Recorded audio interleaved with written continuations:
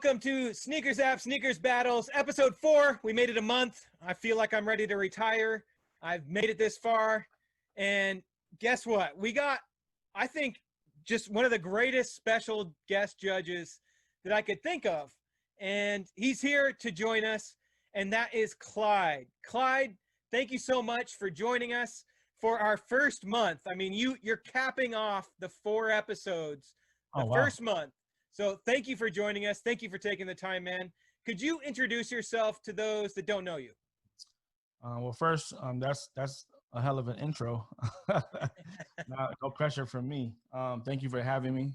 I'm glad to be a part of what you guys are doing. I think it's really cool. For those that don't know me, my name is Clyde Edwards. In the industry or in the sneaker world, a lot of people know me as Sneaker Box Clyde, and that comes from my previous life. Inside the Sneaker Box is a blog and eventually became an agency that I grew with the help of a bunch of people that helped me and like a lot of support from like a bunch of people and pretty much all the brands. I did that for about 6-7 years. And then I accepted a job with Puma in 2016. So I've been with Puma for going on 4 years now. At Puma, I am one of the senior marketing managers for Puma North America. My business or my channel of business is called City Specialty. So that's pretty much the places that we shop. So if you shop at a big box, it's like a DTLR or Jimmy Jazz or Shoe Palace or Snipes. But for the most part, it's like the boutiques, Extra Butter, Kith, Bait, Feature, Blends, like all the cool stores, like, you know, those stores that we like to shop at. So I do wholesale marketing for North America for Puma with those guys. So bringing our stories and product and projects to life through, with the retail partner. So like what you see when you go into the store, like if it attracts you, if you're like into it, maybe even like the rollout, that's what I do for a living. Man, I'm so glad to get your perspective on this because, normally we're dealing with collectors and collectors, that are outside the industry professionally, that just like shoes. And the differences of how people look at, shoes is so different compared to, if you're in the industry or if you're just a fan or a collector. So thank you again for being here because you have just a unique perspective, and I'm excited to find out what you pick as winners because, as I've said in the last few episodes, the way that we've structured these sneakers battles is that it really tells us more about the judge than it does about the shoe because we kind of try and get into your head of what you're into. So I say we kick it off with round 1. Are you cool with that? I am ready. Round 1. All right, man. Well, let's go. So round number 1, we have some Jordan 1s, but we're going to start off with one that was released pretty recently, just, last month, I guess, which is the Jordan 1 Smoke Gray. Mm-hmm. So, you work for Puma, and I'm asking you to grade some other brands today. Oh, that's fine. I'm a person too, I'm not just the brand. Right. And you can't be into sneakers and not have an opinion on the Jordan 1. So I figured that's a good place to start. So what do you think about Jordan 1s? No, I think Jordan 1s in general, I mean, it's classic. You can't go wrong with the 1. I mean, what the brand has been able to do with Jordan 1s lately, everybody flying out to buy them, especially like the highs. Nobody wants mids or lows, but the highs is great, and it's great because they're able to bring them back in the same colors, like every 7 years, the same color will drop, and we're still going to go out and get it no matter what, because it's just a staple. That's something that you have to have. And I think what they've been, doing lately is great. Yeah. So speaking of that, I mean, it still seems like most of the OG colorways are the ones that are the most hyped and the most sought after. This is one that's not, it's a newer colorway. Mm-hmm. So how do you feel about Jordan 1s with kind of getting outside of that, Michael Jordan actually wore them colorway? I think it's good. I think it's good to like get away from just recycling, retro colors, especially on a retro model. It shows that the color graphics and materials team can actually do some storytelling outside of just retroing shoes. Um, Obviously, it's still a Chicago color, but it's gray, so it still has a little bit of Chicago in it, but it Yeah. gives the person a little something a little different since it's gray based and not like red, white, black. But yeah, Right. I'm not mad at it. Gray is my favorite color, so All right. So that was LG24 in the black corner with the smoke grays. The Challenger, though, this is going to be tough because it's another app kind of staple. Meat and Cheese has been around the app for a while, and he's coming with a Jordan 1 that I have. One of my comments when I saw it on the wall is, "Wow, I haven't seen this in a while," and that's the Jordan 1 KO. yep. So the KO series, people sometimes either love it or they hate it. Where do you stand on the KOs? Well, I love them, but this version is not the version that I had like maybe some years ago. This is like the newer release of the KO, right? Right. Yeah. Well, So newer 2014. Yeah. was it 14? Yeah, I can't remember what year it was, but I mean, I already know what I would choose. I already have my winner, but I think that's a solid choice too. Like it's a classic shoe, and it's not something that's been dropping every 7 years or so, every 5 to 7 years. Like the KO, it dropped like in maybe two colors, like way back in the day. Yeah. So it's good to see, that somebody actually, likes these. Could easily be like a typical Jordan. This is not a typical Jordan. Yeah, no, yeah. Oh, yeah. That was my first reaction is, I almost forgot about him. Yep. All right. So, all right, we have Meat and Cheese in the red corner. We have LG in the black corner. What are you going to go with? Who's your winner? I'm gonna go with the homie Meat and Cheese in the red corner. All Now, right, the KOs. They took it for you, huh? I'll tell you why. Because there's a little history there, the KO history, and I have personal history with like the KO because I remember when they dropped and everybody wanted them, and they had like the vintage outsole, so they looked like beat up in orange.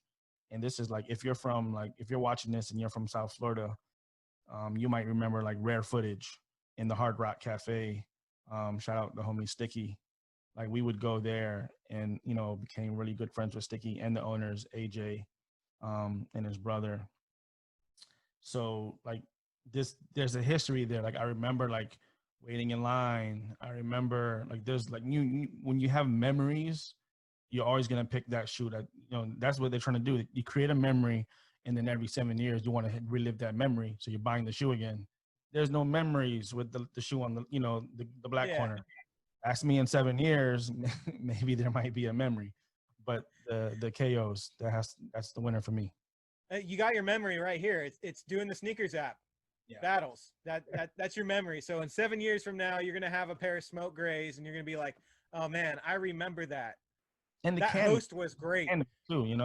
It's not the leather, and it's not like the pleather. It's like the canvas and the taping around the collar with like the metal eyelets. Like it's a good shoe when you start to really break down the materials and stuff. Yeah. All right, we got our winner for round one. Okay, we're back for round two. And, we're going to go to a little more hype shoe, and that is Keys round two. We're going to go to something a little bit more hyped. We touched on your Jordan 1 kind of connections. Mm-hmm. What about the Jordan 6? How do you feel about Jordan 6s? I like 6s. I think 7s for me I have an affinity towards more 7s than 6s, for certain reasons. But this is a good shoe. I don't think it's bad. I just don't think I think it's more hype than actually something that you would wear. Like I don't see people wearing these. Have you ever seen them on feet?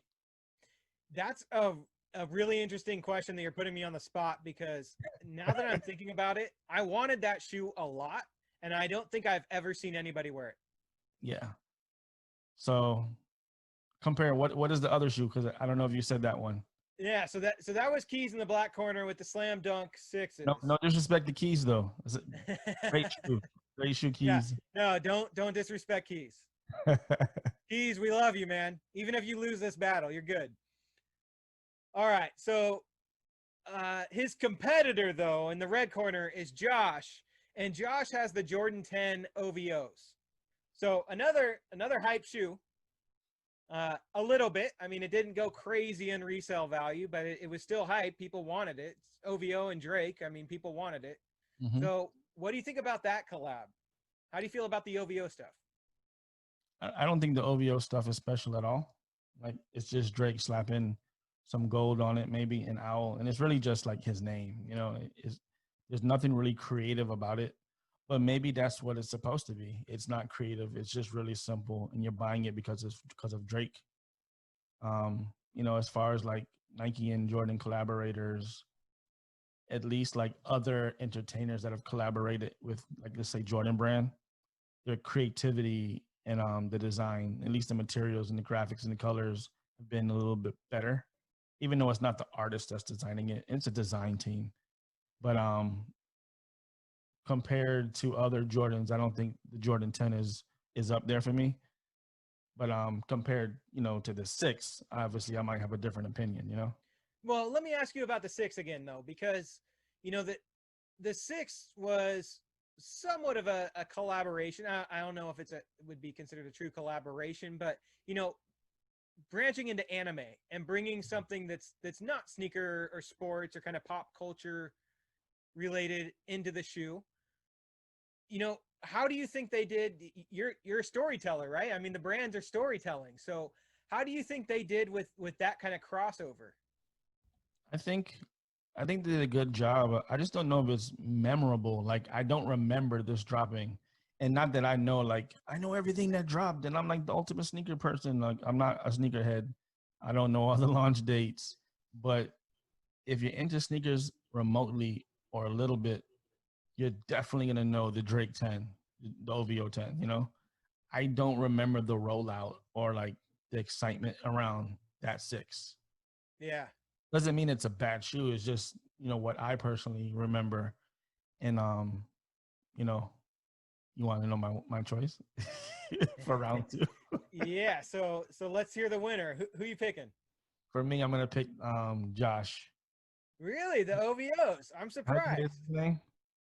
Is it Gross? Yeah. So Josh, I hope I don't botch your name, but I'm gonna pick Josh, and I'll tell you why. Not just because it's Drake; it has nothing to do with Drake. I just think it's a more wearable shoe. I've actually seen people wear them. And the 10, like, come on.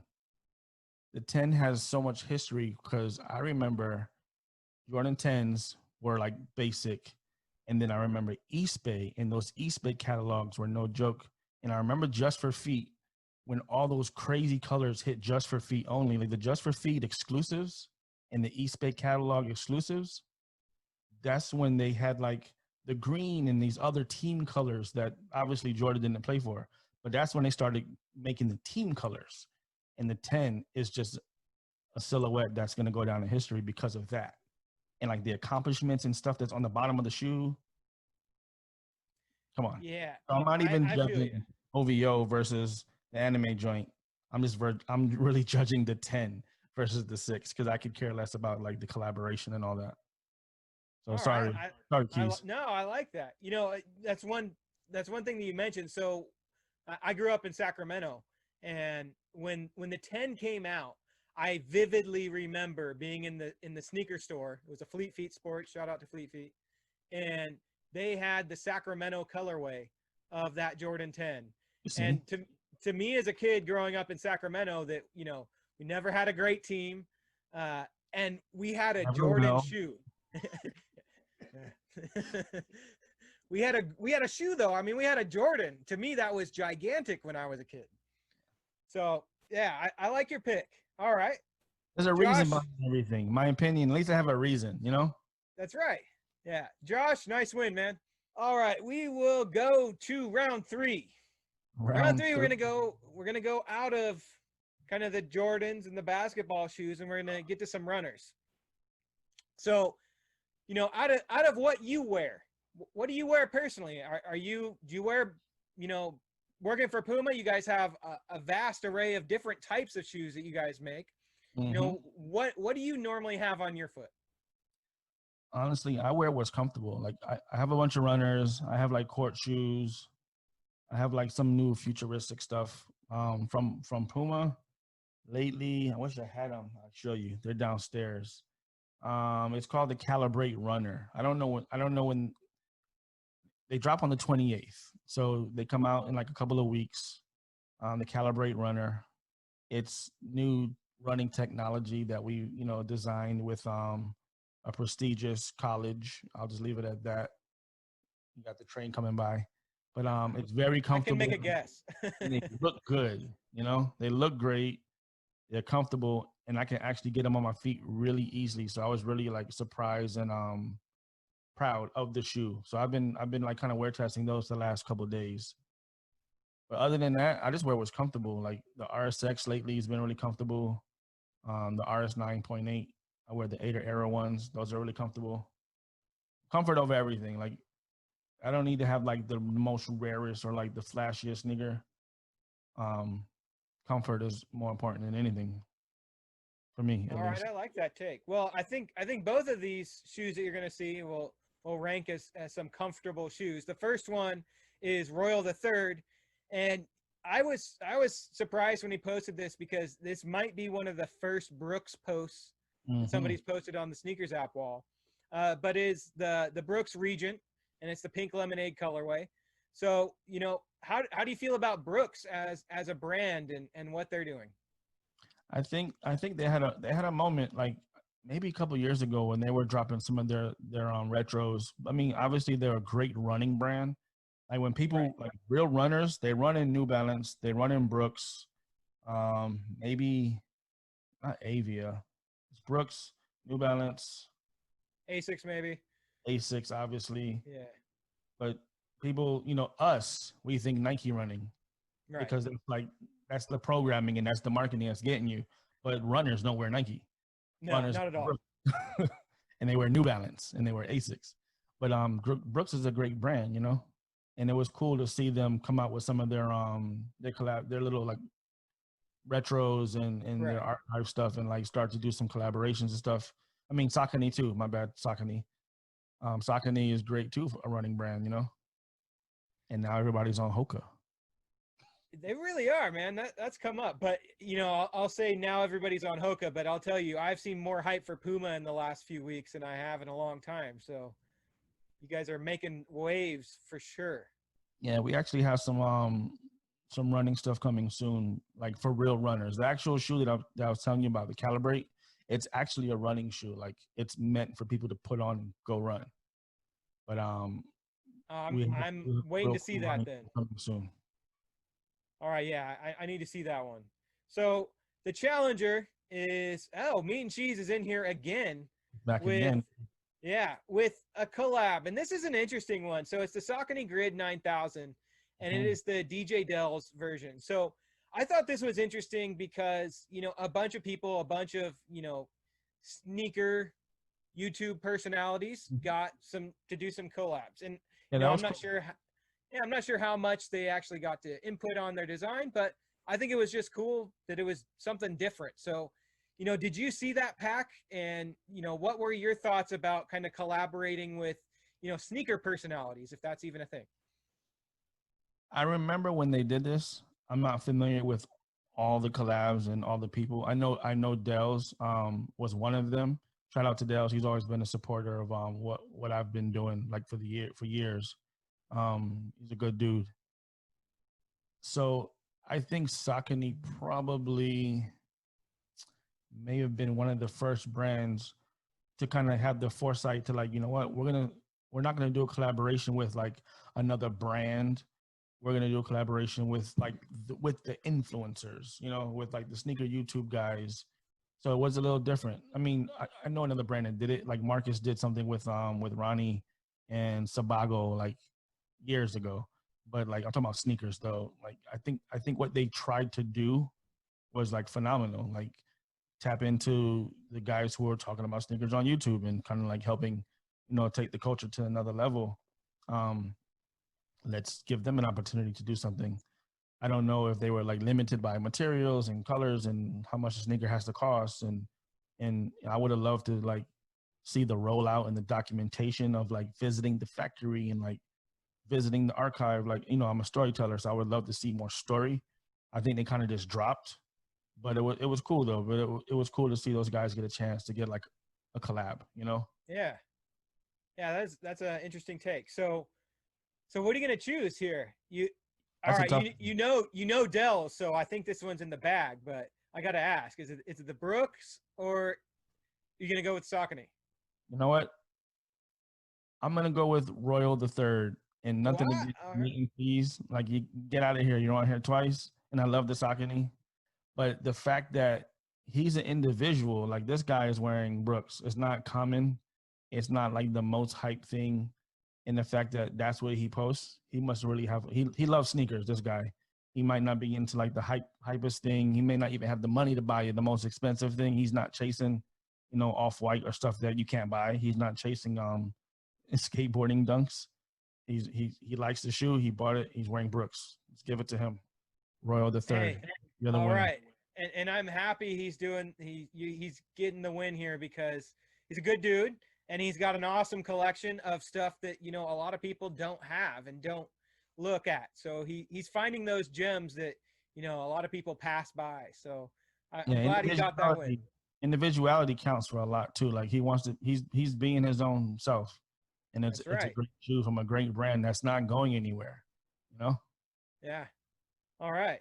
Okay, so we are in round 4 and we're gonna go Oh, with we're gonna go with some Nike SBs. You touched on SBs just a second ago. The first one is in the black corner. We got Muhammad, and he has the SB High Dunks, the Iowas, which hmm. man they're pretty old. Pretty sure it was 2005. It could have been 2006 or 7, but I think it was 2005 that they released. So, what do you think about SBs?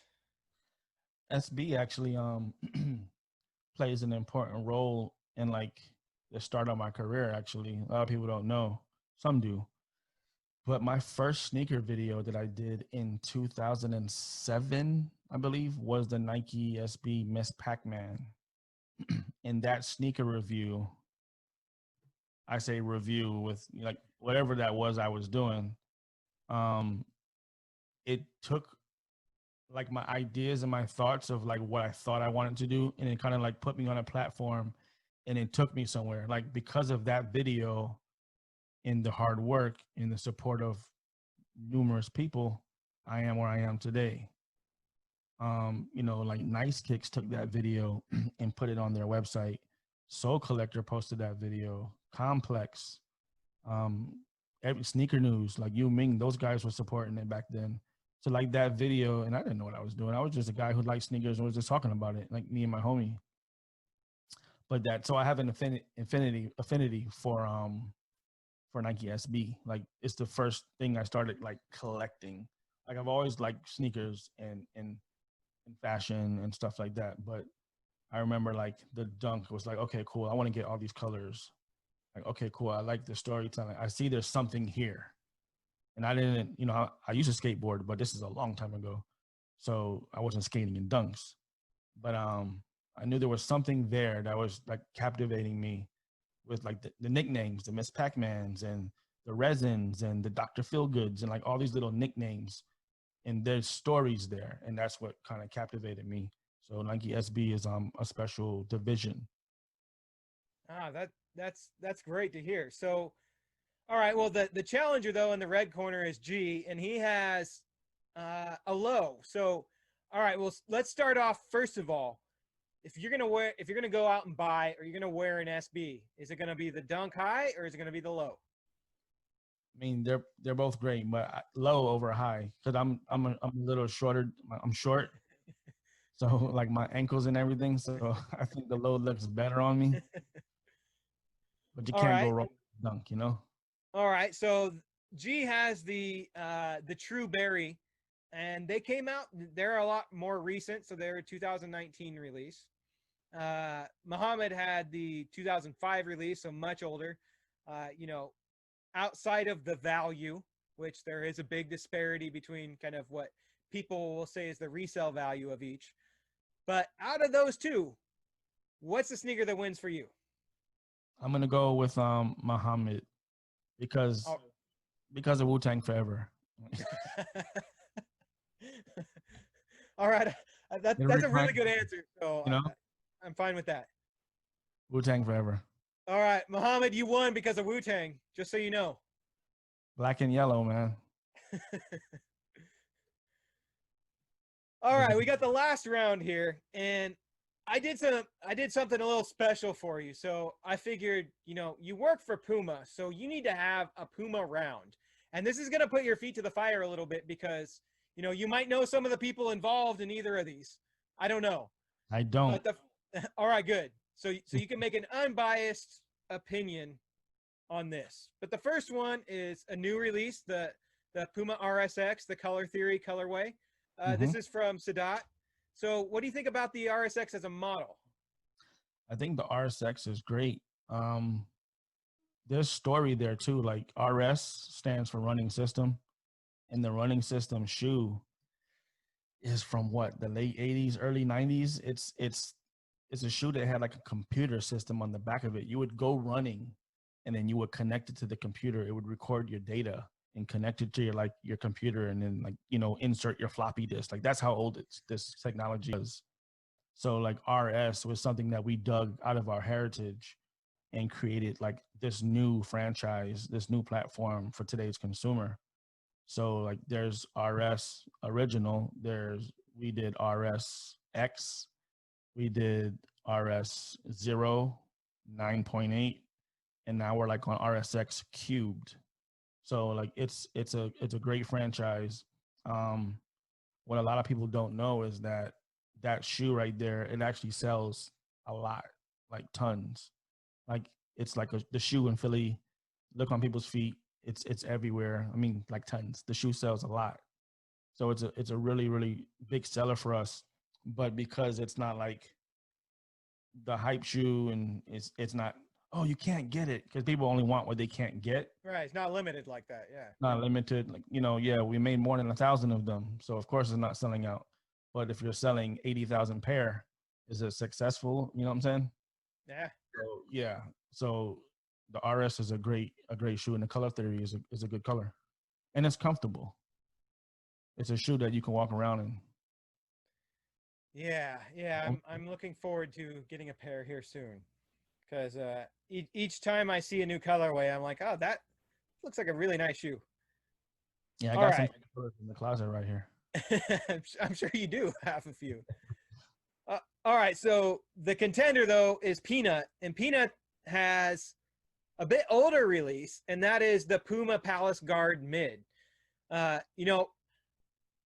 It's hard for me to call this a mid, because to me it looks like a high, but I believe it is officially the Puma Guard Mid.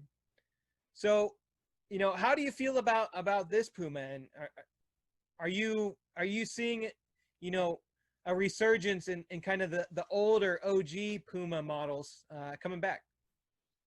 I like that shoe as well. I mean, I too think that it shouldn't be called a mid. Even recently when we launched the Palace Guard, like when we relaunched the Palace Guard, even the low top version says mid, and that's a low to me.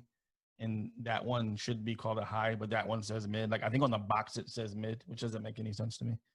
But the Palace Guard is a really good shoe too.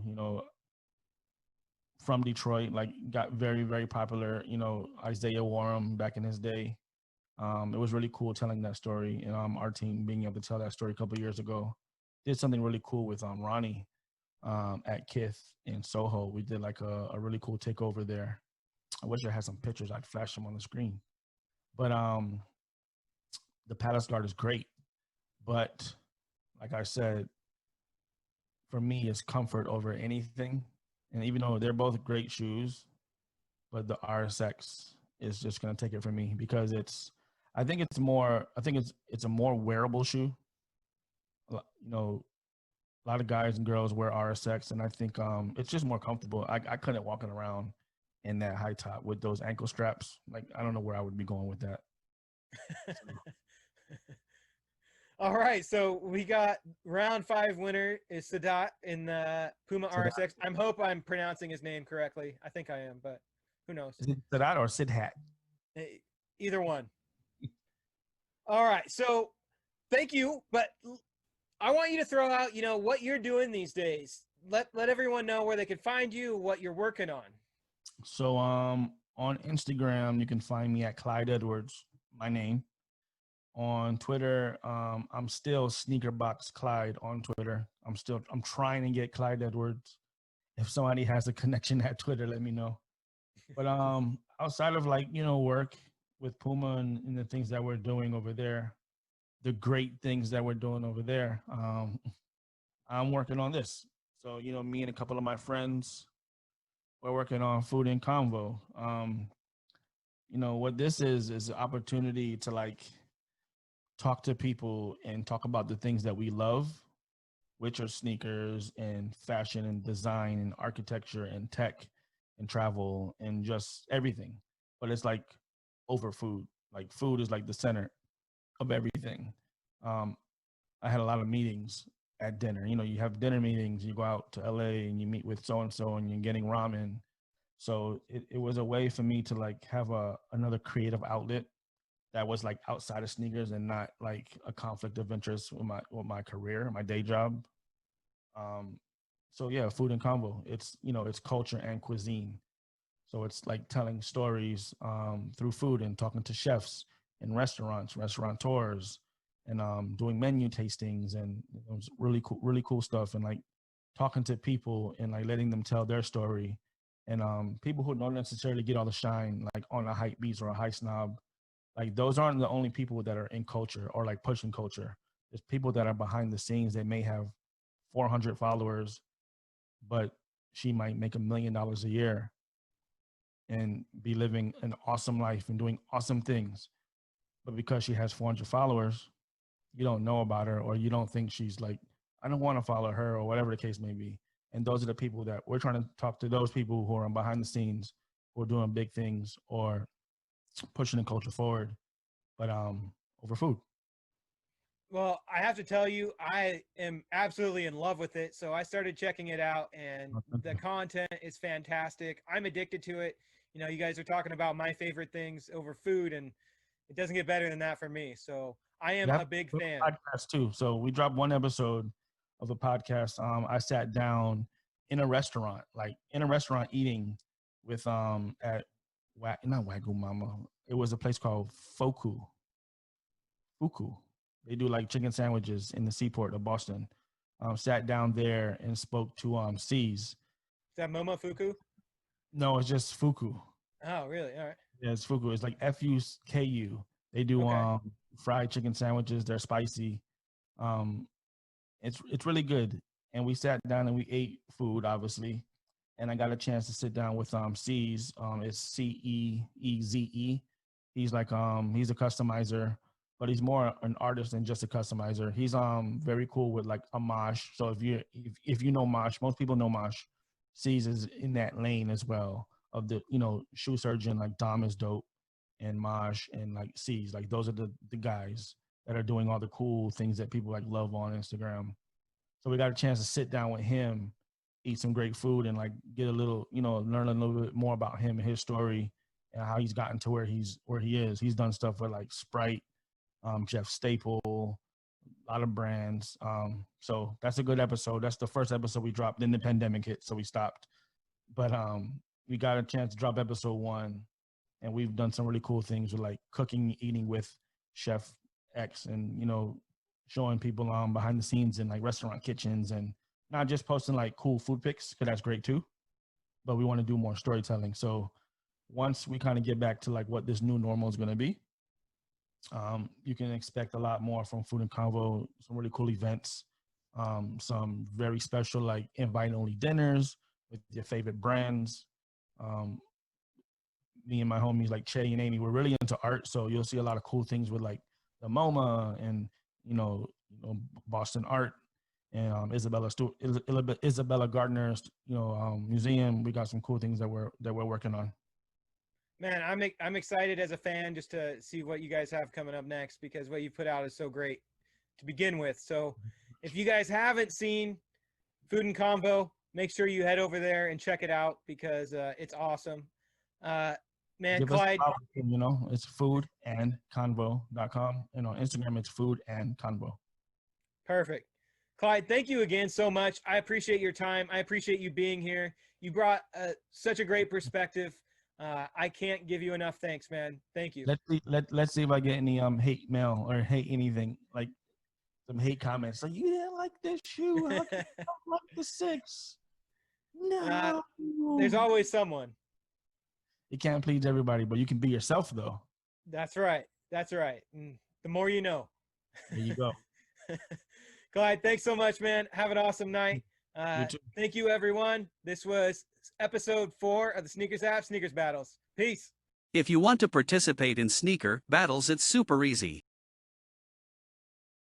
Just post pictures on the Sneakers app chat wall with hashtag battle in the comment. The top pictures will be selected each week.